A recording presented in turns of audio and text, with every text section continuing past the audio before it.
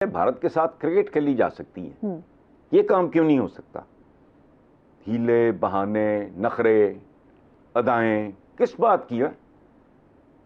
खेत खलियान है उनका, एग्रीकल्चर इंडिया का हमसे कई गुना बेहतर है।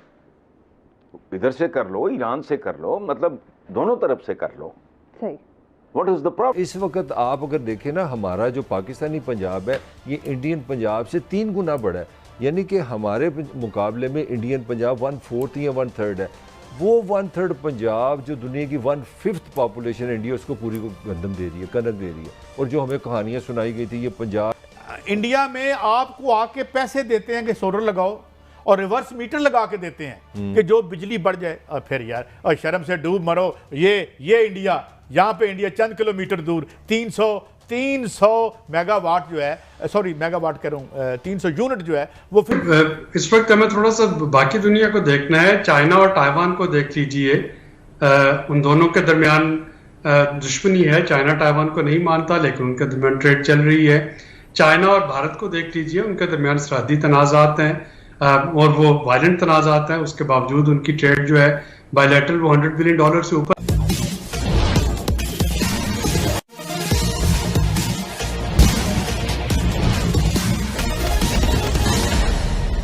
पाकिस्तान के जाने माने पत्रकार हसन निसार ने अपने सरकार को लताड़ लगाते हुए कहा है कि भारत आज ऐसी स्थिति में है कि अकेले पाकिस्तान के अनाज के ज़रूरत को पूरा कर सकता है, पाकिस्तान को खिला सकता है। जब हम भारत के साथ क्रिकेट खेल सकते हैं तो फिर भारत के साथ व्यापार शुरू करने में कैसी शर्म, कैसी राजनीति। इस संबंध में आगे की चर्चा सुनते हैं। आलमी इदारों ने भारत से ज़मीनी रास्ते के जरिए खाने पीने की अशिया पाकिस्तान लाने की इजाज़त मांग ली है। इस पर वज़ीर ख़जाना ने कहा है कि मुशावरत के बाद फैसला करेंगे। यार मुझे एक बात की समझ नहीं आती, किस बात पे तुम मुशावरत कर रहे हो? और दूसरी बात ये है तुम स्लो मोशन में मुशावरत करोगे तो बैठ जाओ, 4-6 जो भी हो तुम आधे घंटे में फैसला कर लो। और दूसरी बात ये है भारत के साथ क्रिकेट खेली जा सकती है, ये काम क्यों नहीं हो सकता? हीले, बहाने, नखरे, अदाएं किस बात की है? और मुल्क, मैं पहले भी कह चुका हूं कि पहाड़ों का, मैदानों का, खेतों का, खलियानों का, समंदरों का, झरनों का, दरियाओं का नाम नहीं होते। मुल्क होता है अवाम से। उनके साथ जो कुछ हो रहा है तुम बैठ के उसका उस पर तुम मीटिंगें करोगे तो ब्रेनस्टॉर्म करोगे। मुझे नहीं समझ आती ब्रेनस्टॉर्म। हर बंदा यहाँ ब्रेनस्टॉर्म करने बैठ जाता है, ब्रेन होता नहीं है। इसमें क्या है? हिंदुस्तान भी कोऑपरेट करेगा, एक डिप्लोमेसी है, एक कर्टसी का मामला। अगर भारत से मंगवा लेते हैं ये प्याज और टमाटर तो 80-70 रुपए किलो में दस्तयाब होंगे। ये कितना बड़ा रिलीफ होगा। मैं वही अर्ज कर रहा हूँ ना जी, मकसद देखो किसी भी हुकूमत का, ये बाकी आप जितनी मर्जी कहानियां अफसाने लिख लो, लेकिन बॉटम लाइन क्या है? हुकूमत को गोंगलुओं में डालना होता है। हुकूमत का काम है लोगों का वेलफेयर, उनका सुख, सुकून, आराम, उनके सरों पे छत मुहैया करना, उनके बच्चों को तालीम देना, बीमार हो इलाज नहीं। ये बाकी इनका क्या अचार डालना होता है हुकूमतों का? यहाँ कोई अगर बाहर के कोई मामलात हैं और क्या है, बुनियादी बात है गवर्नेंस क्या होती है जी। क्योंकि हसब अगर ये वाघा बॉर्डर के थ्रू करते भी हैं तो ये ज़्यादा इजी होगा, ना कि ईरान से जो आप इंपोर्ट करवा रहे हैं प्याज और टमाटर, वो पंजाब तक पहुंचते भी इतना टाइम लग जाएगा। तो ये ज़्यादा नहीं, मैं कहता हूँ ईरान से भी करवा लें। नहीं, ईरान से भी करवा लें, वो सिंध के लिए बहुत कारआमद होगा। तो वाघा तो बिल्कुल साथ है। और ईस्ट पंजाब में सारा उनका ज़रई इलाका है, सारा नेक्स्ट डोर है जी। मैंने चूंकि ये सारा इलाका खुद ट्रेवल किया हुआ है, गाड़ी पे खुद चला के देखा हुआ है। वही यहाँ से आप निकलते हो तो साथ ही आबादी शुरू हो जाती है और साथ ही खेत खलियान है उनका, एग्रीकल्चर इंडिया का हमसे कई गुना बेहतर है। इधर से कर लो, ईरान से कर लो, मतलब दोनों तरफ से कर लो। सही। What is the problem? इस वक्त आप अगर देखें ना, हमारा जो पाकिस्तानी पंजाब है ये इंडियन पंजाब से 3 गुना बड़ा है। यानी कि हमारे मुकाबले में इंडियन पंजाब 1/4 या 1/3 है। वो 1/3 पंजाब जो दुनिया की 1/5 पॉपुलेशन इंडिया उसको पूरी को गंदम दे रही है, कनक दे रही है। और जो हमें कहानियाँ सुनाई गई थी ये पंजाब है, यहाँ पे वो जी ये तो एग्रीकल्चर है। और पाकिस्तान को इस वक्त क्या हमें मसला पड़ा हुआ है ये भी सुन लें कि यार अगर यूक्रेन की लड़ाई ख़त्म ना हुई तो हम कहाँ से डॉलर लेके गंदम लाएंगे। ये पंजाब जो 3 गुना बड़ा है, हमारा मसला हो गया, हम गंदम नहीं बना पा रहे। और वो इतना सा पंजाब है वो जनाब पूरे 1 अरब से ज़्यादा लोगों को गंदम दे रहा है। वेयर वी आर रॉन्ग काजी। मुझे एक बात समझाए ना, ये कोई तो मसला है कि मैं इधर से जाता हूँ। आजकल टमाटर कितने का है आज? वो 300-200 रुपये, 200 प्याज 300 रुपये और 400। 41 किलोमीटर परे जाए तो 70 रुपये का हो जाता है। तो ले आइए आगे। मैं नहीं ले आओ, मुझे अल्लाह बदा देता है। मसला क्या है? यहाँ पे बिजली का बिल लेके लोग जगह जगह खजल हो रहे हैं, उधर जाओ तो बिजली का बिल ही कोई नहीं है। की सूरत हाल है कि एक हांडी बनाने के लिए जो अशिया आपको बुनियादी चाहिए वो 400-400 रुपए किलो हो चुकी हैं। क्या भारत से मंगाने से ये सस्ता हो जाएगा और ना मंगाने से ये और बढ़ेगा? क्या आपको लगता है सुलरी साहब? देखिए सस्ता तो जरूर हो जाए। इस वक्त हमें थोड़ा सा बाकी दुनिया को देखना है। चाइना और ताइवान को देख लीजिए, उन दोनों के दरमियान दुश्मनी है। चाइना ताइवान को नहीं मानता लेकिन उनके दरमियान ट्रेड चल रही है। चाइना और भारत को देख लीजिए, उनके दरमियान सरहदी तनाज़ात हैं और वो वायलेंट तनाज़ात हैं। उसके बावजूद उनकी ट्रेड जो है बायलैटरल वो $100 बिलियन से ऊपर है।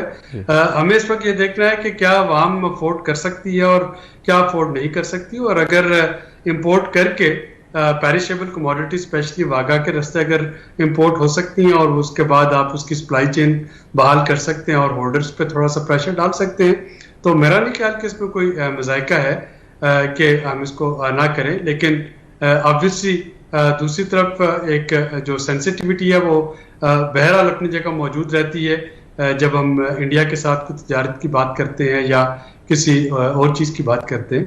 तो बट इस पर कंसेंसस होना चाहिए और हमें अपने आप से गुस्सा रहना चाहिए। लेकिन अगर ट्रेड हो सकती है तो ट्रेड होनी चाहिए। सही है, लेकिन आपको लगता है कि ये जो मौजूदा पोलराइज सियासी माशरा है इसमें ये हो सकेगा? और अगर ये नहीं होता तो इसका नुकसान क्या ये बताएगा? खासतौर पे अभी जिस तरह ये बता रहे थे, अतीक मीर साहब बयान कर रहे थे, और ये हकीकी सूरत हाल है कि एक हांडी बनाने के लिए जो अशिया आपको बुनियादी चाहिए। इंडिया में आपको आके पैसे देते हैं कि सोलर लगाओ और रिवर्स मीटर लगा के देते हैं कि जो बिजली बढ़ जाए। और फिर यार और शर्म से डूब मरो। ये इंडिया, यहाँ पे इंडिया चंद किलोमीटर दूर 300 मेगावाट जो है, सॉरी मेगावाट कह रहा हूँ, 300 यूनिट जो है वो फ्री में दे रहा है। और तकरीबन जो इंडियन पंजाब है वहाँ के 80% लोगों का कोई बिल नहीं है बिजली का। अच्छा, इंडिया में हम किसी कहाँ के रहने, मैं आपको हत्थे चढ़ गए। आपने चंद किलोमीटर की बात की, तकरीबन मैंने 40 किलोमीटर होगा मेरे साथ। यहाँ से मैं लाहौर से बात कर रहा हूँ।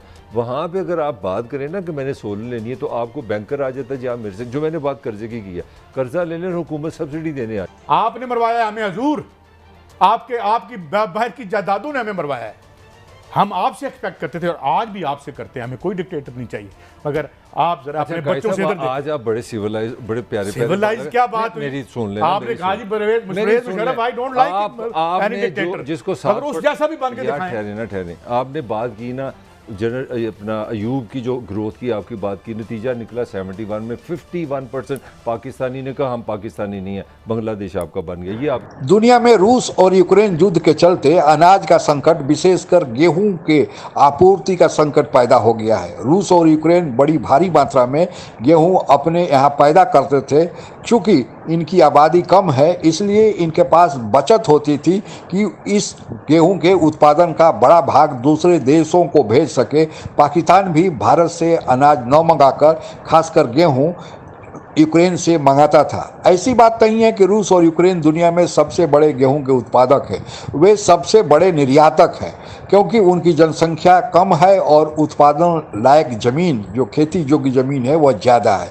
दुनिया में सबसे ज़्यादा गेहूं का उत्पादन चीन करता है, लेकिन चीन 2 कारणों से अपने गेहूं का निर्यात नहीं कर पा रहा है, क्योंकि चीन के करीब 6 से 8 जिले बुरी तरह सूखे से ग्रस्त है और साथ ही चीन में आर्थिक संकट भी अब गहराने लगा है। वहां पर अब भी महामारी का कहर जारी है और कई जिलों शहरों में लॉकडाउन लगा हुआ है। इसलिए चीन चाहता है कि वह अपने यहाँ अनाज का बफर स्टॉक रखे। साथ ही चीन और रूस एक गुट में है, इसलिए चीन नहीं चाहता है कि वह पश्चिमी देशों को अनाज का निर्यात करे। इसलिए इन दो कारणों से चीन जो गेहूं का निर्यात कर सकता था वह अपने निर्यात पर रोक लगा दिया है।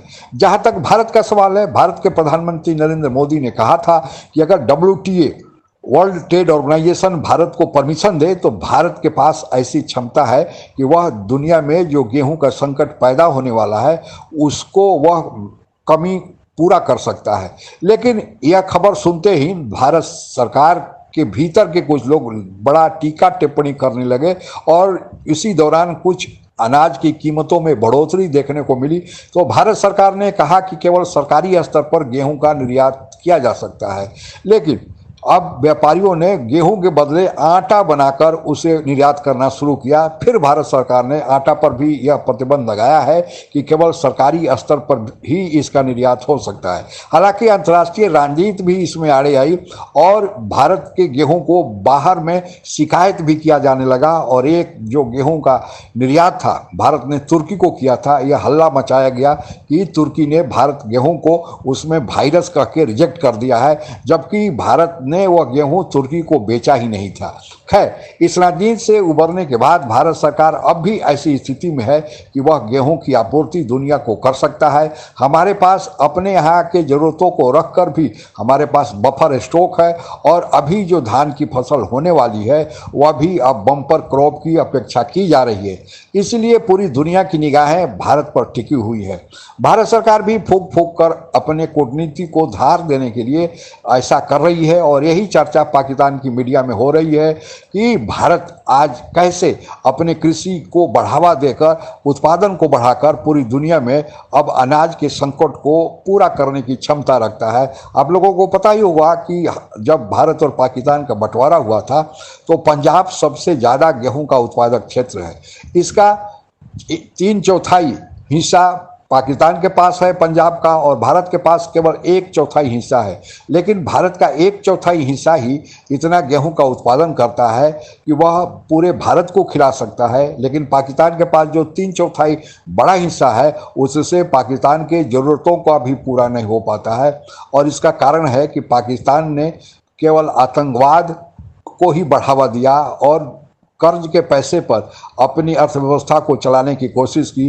जो बुनियादी ज़रूरत की चीज़ें थी, ढांचागत जो सुधार करने थे वह नहीं किया और इसीलिए अब यह रोना जारी है।